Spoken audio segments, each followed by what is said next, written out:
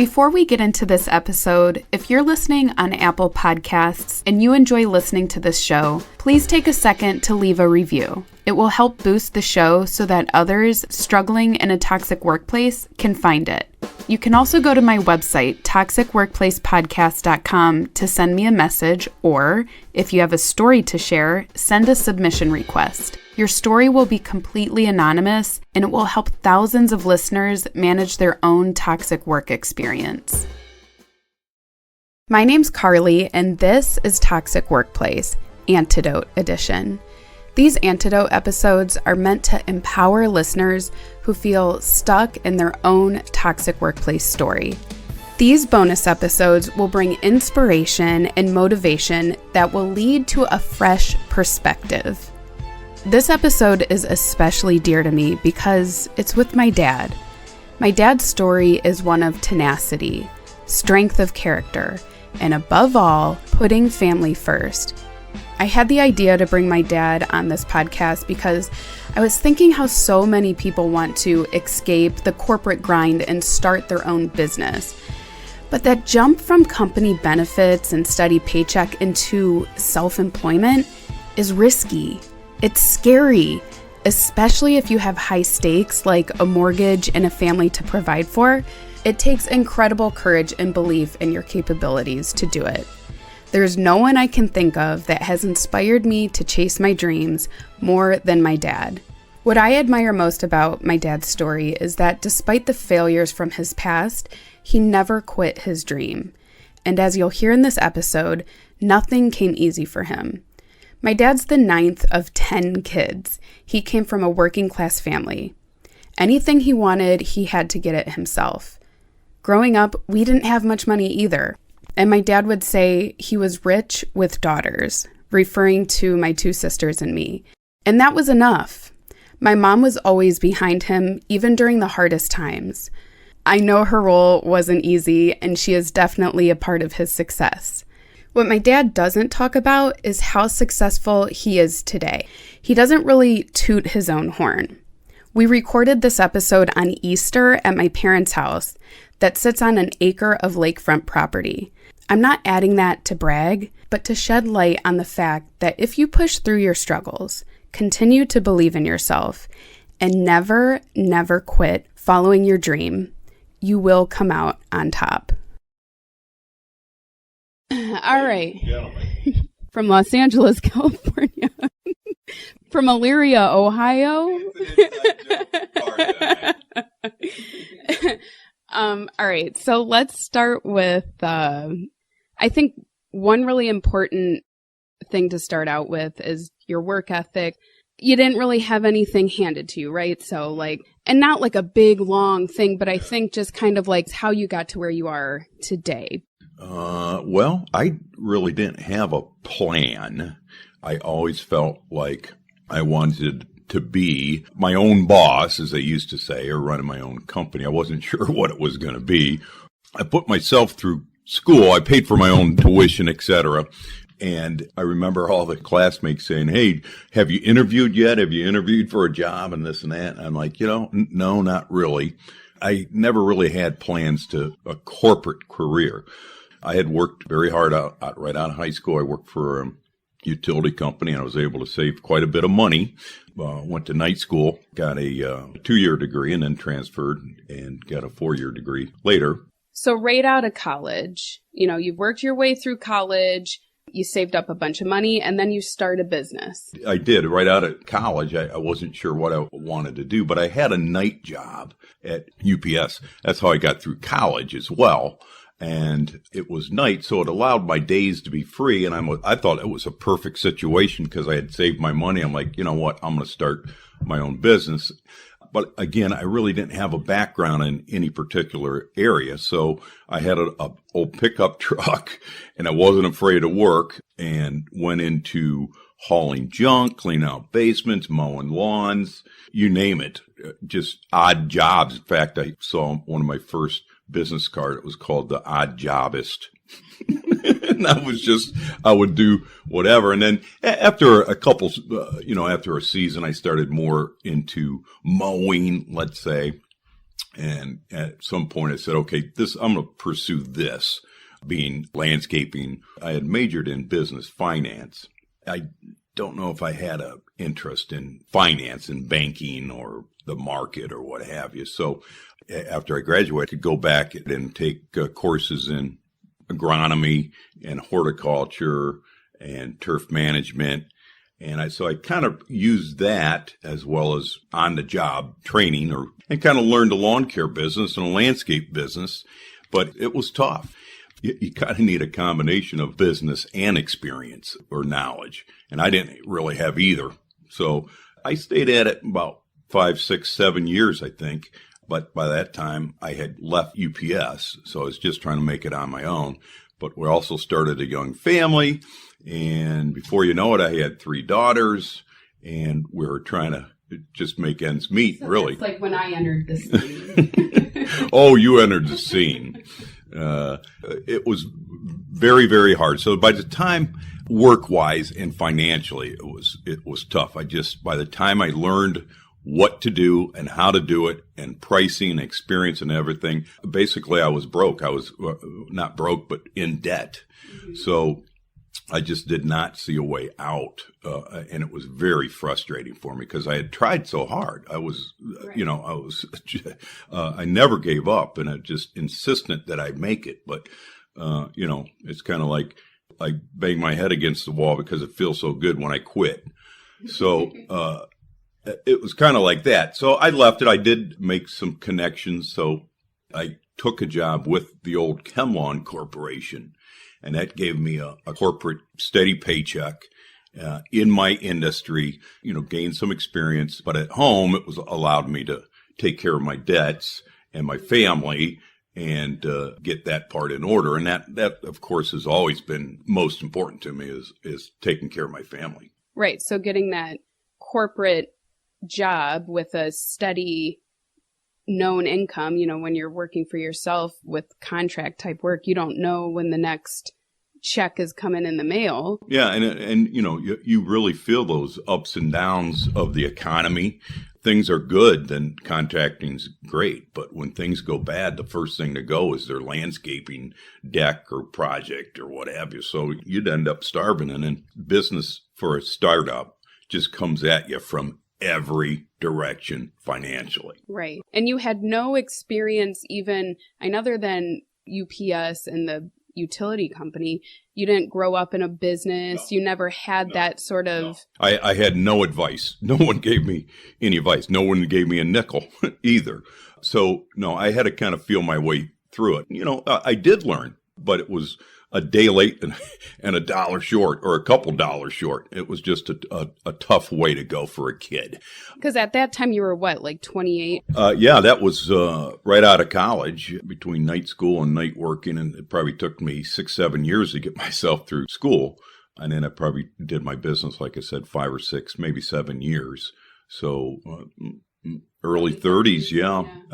But it wasn't for the lack of trying. I mean, I just went at it and tried to piece stuff together. Right. But there's so many aspects of a business to learn. I mean, you learn finance in college, but that doesn't really give you the tools you need to know. Absolutely not. What's our process for collections? What's our process for invoicing? What's our process for, selling, getting the next and you're doing the work. So you're running the business and doing the work. One thing, when I went into business, they said, well, you have to spend money to make money.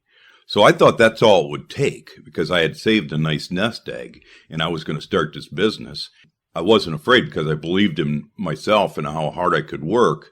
And it made sense to me that all I have to do is spend money and I'll make it happen. Well, to your point, Carly, though, what they didn't tell you, or what that saying doesn't say, is you have to spend money to make money, but make sure you get $1.10 for every dollar you spend. Right. Yeah. And right. That's what I did. That's what I learned coming out of it.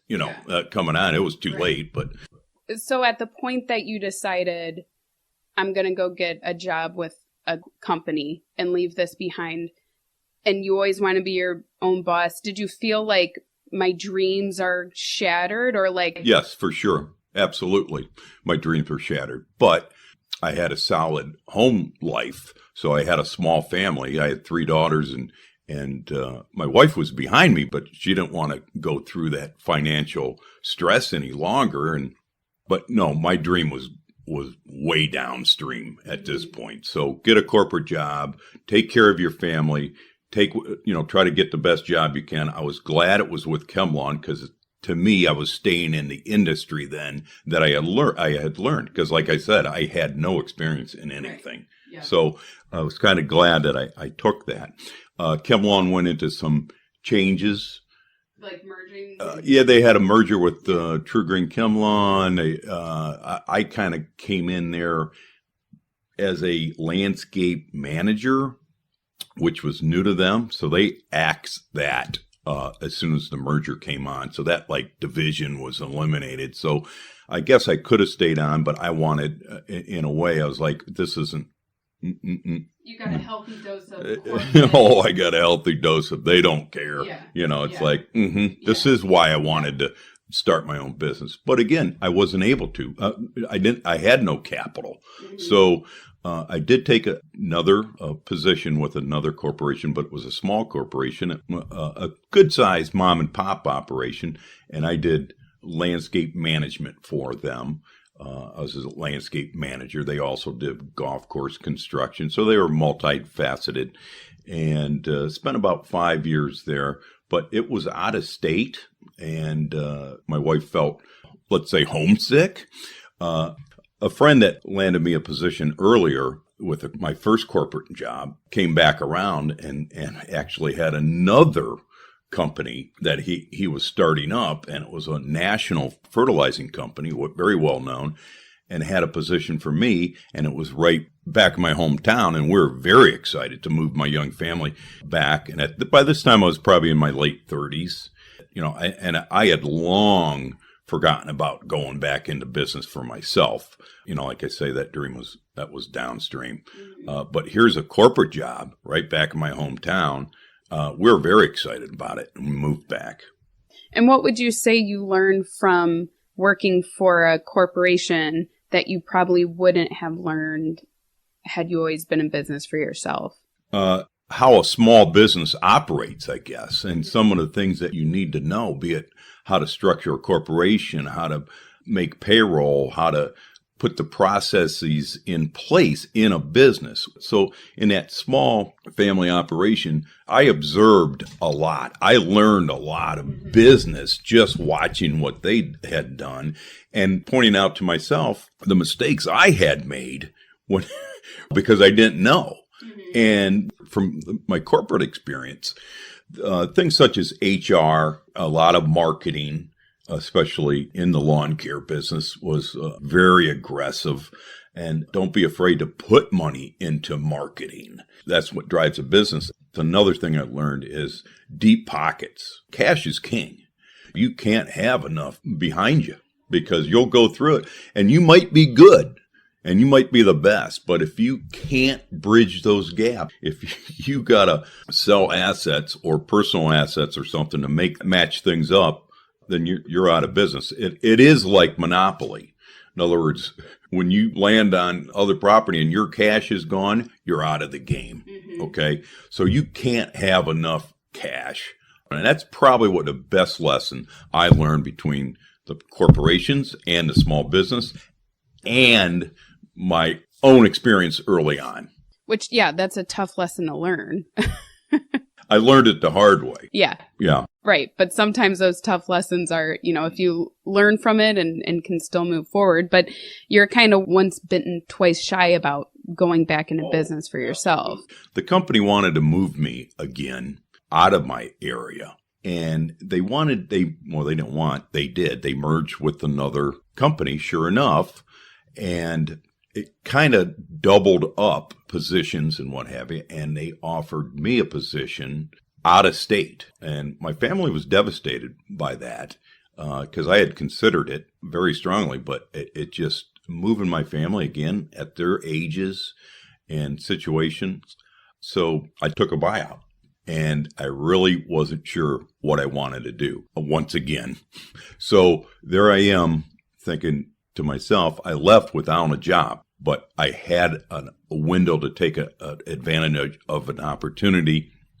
Interviewed. It was, it was hard. I mean, I said, man, my resume looks great. My best line was in an interview, I would say, I'll make you money. I guarantee it. Nothing came along straight away. And the more I got to thinking about it, I reconsidered going back into business for myself, which was taboo in even talking about to my family because of what I put them through or what we went through in the early days to consider this. But I had a much better understanding of business and cash flow and experience and marketing. And the more I thought about that experience, I said, I could do this. Okay, I could do this. Now I have to get the cash together. I was that much more confident to move forward. And I knew I could work through it and make it happen if I could pull everything together. I really want to talk about that year between the time you left the corporate position and the time that you left your next kind of bridge job.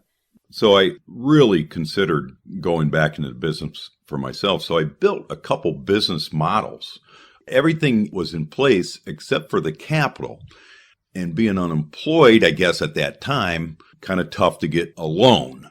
So I actually took a position outside the industry for about a year, and that allowed me to then go to the bank, borrow against my house, all right? And at the end of the year, I left the corporation, kind of a bridge job, if you would, and started my own lawn care company from scratch, from zero, with my business plan.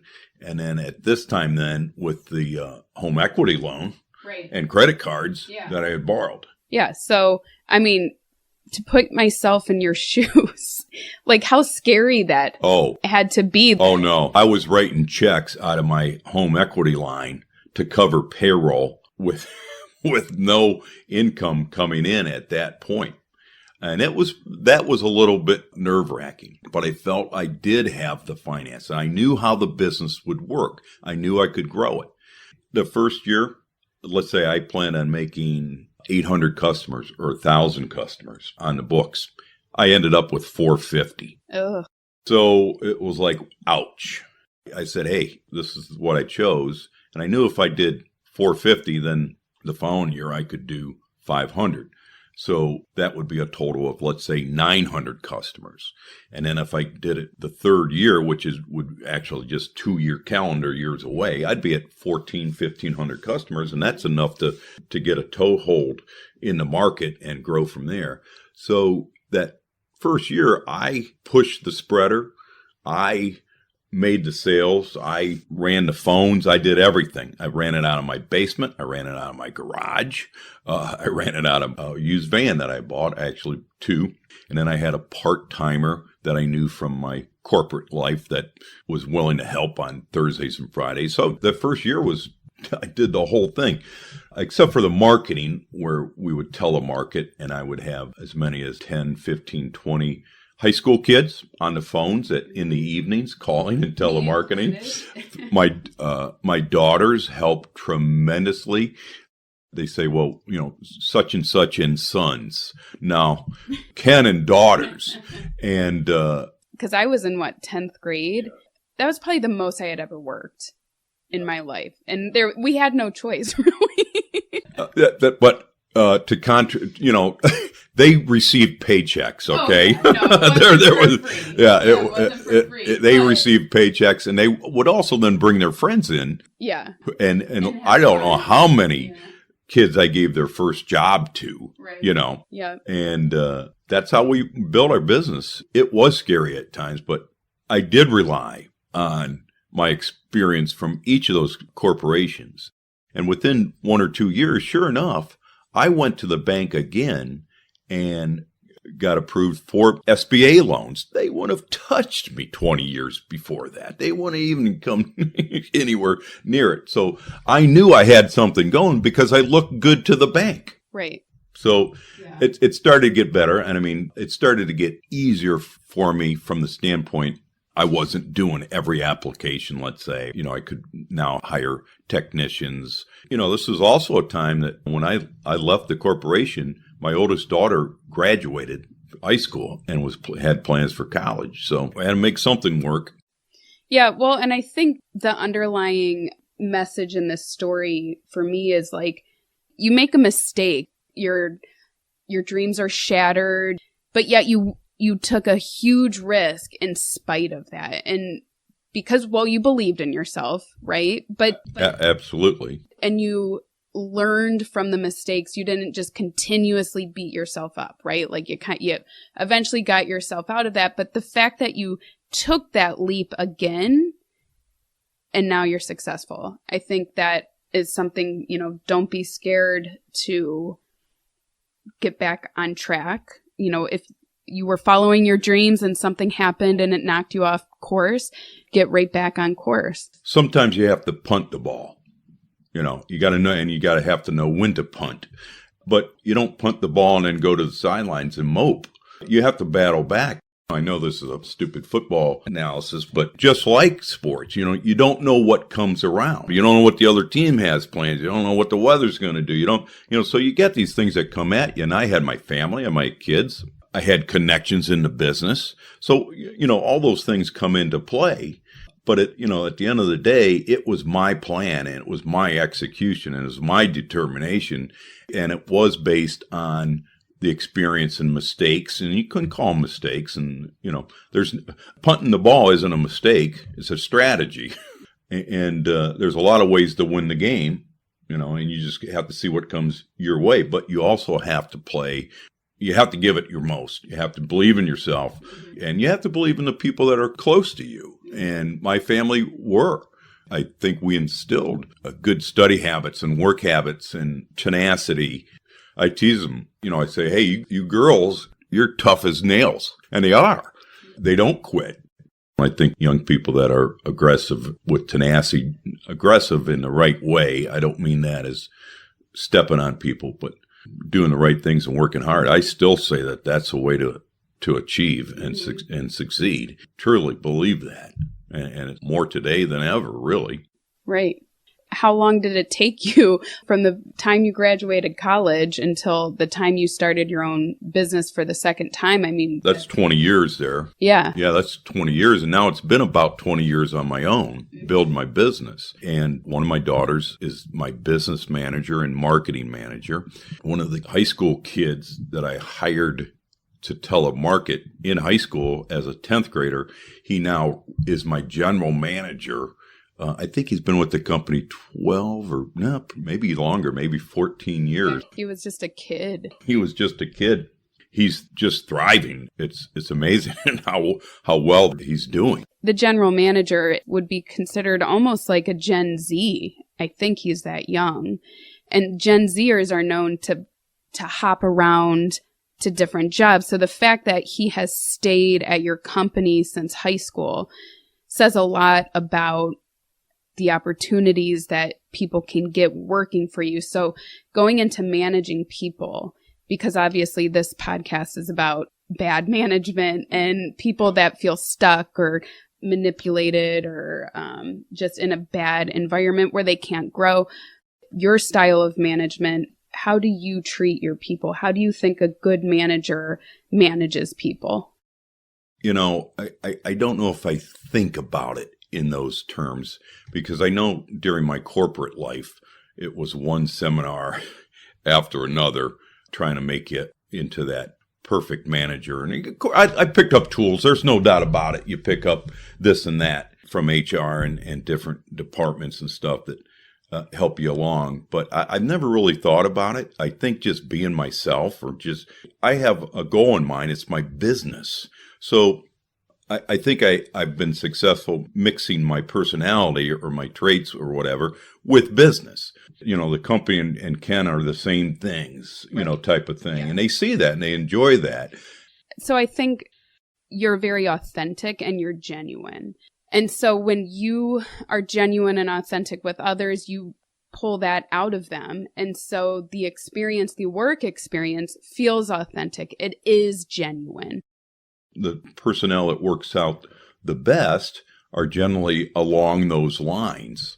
As we started to grow, and I was getting older and thinking about, now what? Now I've grown this business, and now what? So I had to set up a means of at least a management exit plan. So I took my best people and I talked to them. I said, hey, this is what I want to do. I would like to have you step up and basically run it. And the general manager that's there, he took the ball and ran with it, along with my daughter. And then probably the hardest problem, I guess, if you could call it that, was stepping back, was letting it go. And I'd be on the phone or a meeting and say, well, I can come in there and fix this, but I'm not going to. You guys need to figure it out. And I said that because I knew they could, okay? And boy, if you can find a person like that you can say that to, and then it does get resolved, then you really have something. Now, have they made mistakes? Probably not as many as I have, but sure they do. Still watching over them a little bit. Yeah, I still watch over it a little bit. But it's the trust, right? So you trust that they're going to make good decisions. You're not micromanaging everything they do. I see a work ethic that I saw in myself. I see a caring about their families, and that's important. That it's not just a me type of thing, and that kind of runs throughout the company.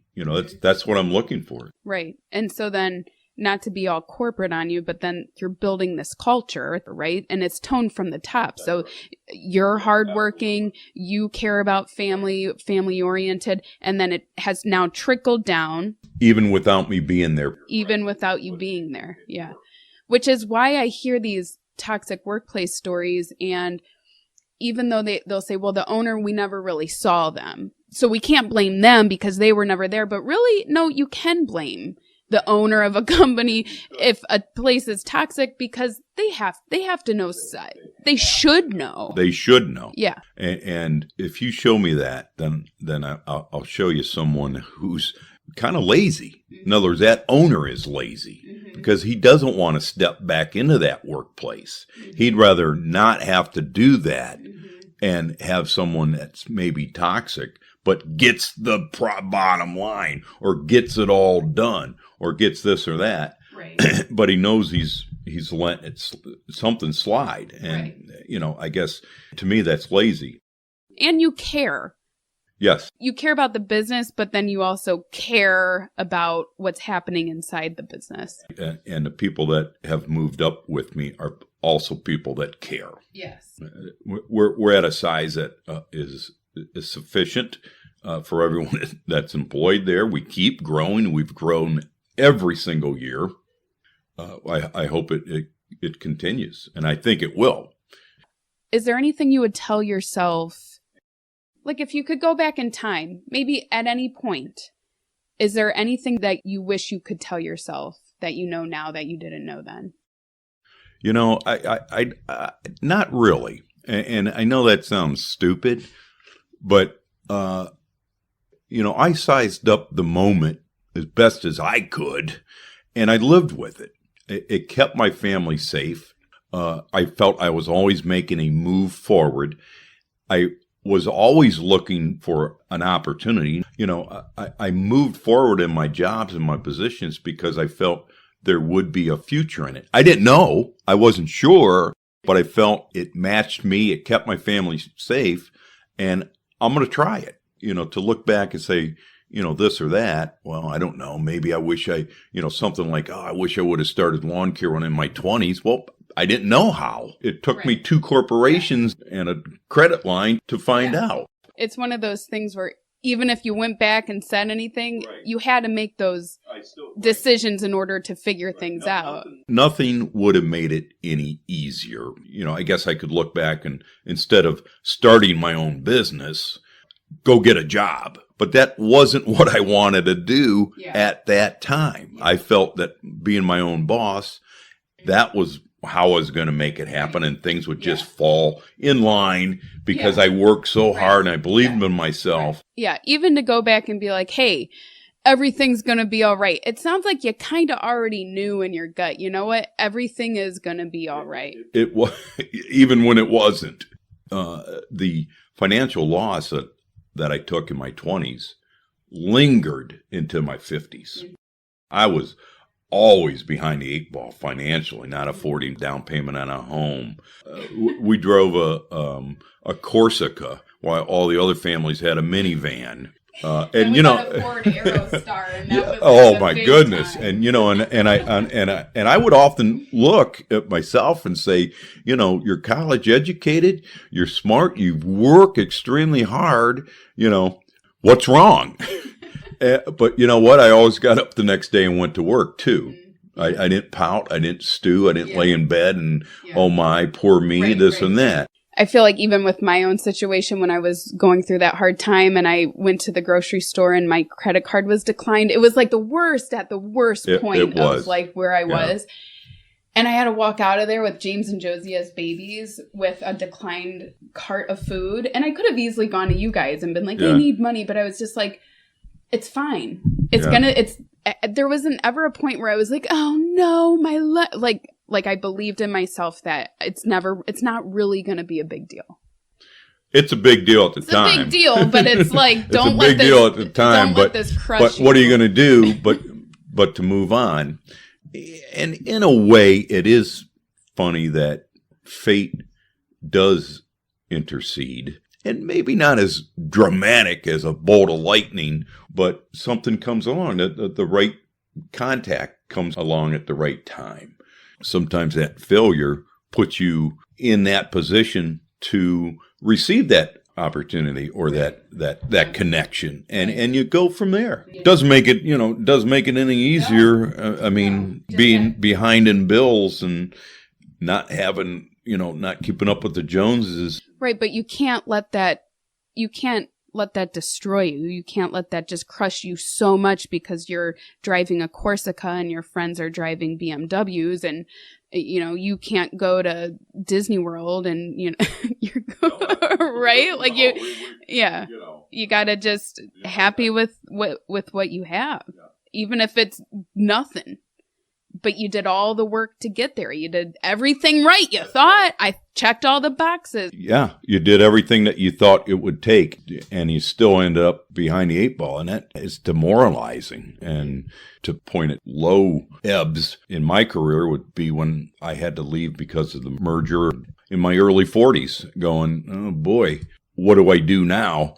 Well, and that's another thing, because I do get a lot of people saying, hey, I'm in my 40s or 50s and I feel hopeless because no one's going to hire me and I'm out of a job now. So here you are in your early 40s. In my early 40s, and again, checking all the boxes, making all, had the education. I had a beautiful resume, but I had no offers come along that I felt was a good fit. And that was extremely frustrating. And then I'm thinking to myself, I'm going to start a lawn care, pushing lawns at 43 years old. I think back now and I'm like, God, I wish I was 43 again. But, that's a lot of physical work. I think the fact that I had always been in lawn care or landscaping or physical work allowed for that. Mm-hmm. But I wouldn't advise somebody at 43 to start pushing lawns for a living and trying to do several $100s in lawns, one after another. It entails no lunches, quick breakfasts, weather conditions nonstop. Yeah. They're not going to do that. Well, and the traditional career, by the time you hit 40, you should be about to be partner. You've worked 20 years in an industry. In an industry that I've given my career to and really getting nothing offered for me, but I sure knew the business and then, and went that route. Well, and I think your desire to be your own boss, right? That you do have a strong desire to pave your own way, to be your own person in your own created environment. Once I built the business plan, then that came back to me. But up to that point, I had only thought about taking care of my wife and family through a corporate job. And I had promised them and promised myself that I would not get in that situation again. But once I built that business model, and I'm thinking to myself, I could do this. But then, of course, in the back of my mind, I'm like, well, I'm over 40. Is this what I want to do? But then I went back to that plan, and that's what drove me. Maybe it's like an athlete getting back into sports, or whatever you used to do as a kid comes back to you, and you're like, oh yeah.